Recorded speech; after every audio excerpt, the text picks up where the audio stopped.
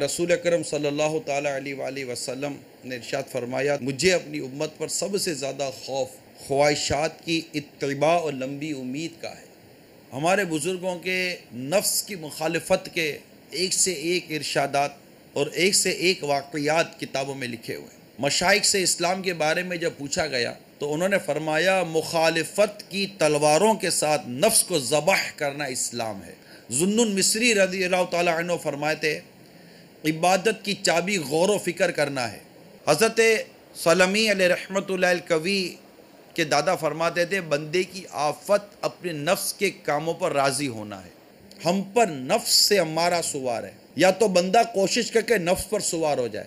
جو شخص اپنے نفس کو درست کرنے میں لگائے نا، وہ زندگی میں کبھی بور نہیں ہوگا، کہ جب یہ مرے تو ہاتف غیب سے آواز آئے، یا ایتھا النفس المطمئنہ۔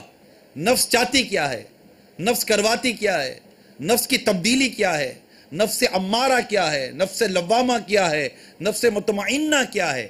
حضرت مالک بن دینار رحمت اللہ تعالیٰ علیہ فرماتے ہیں کہ جو شخص دنیاوی خواہشات پر غالب آ گیا، یہی وہ شخص ہے جس کے سائے سے بھی شیطان کو دور کر دیا گیا۔ رہ کر یہاں کتنا رہوں گا، آخر مجھے مرنا ہے نا۔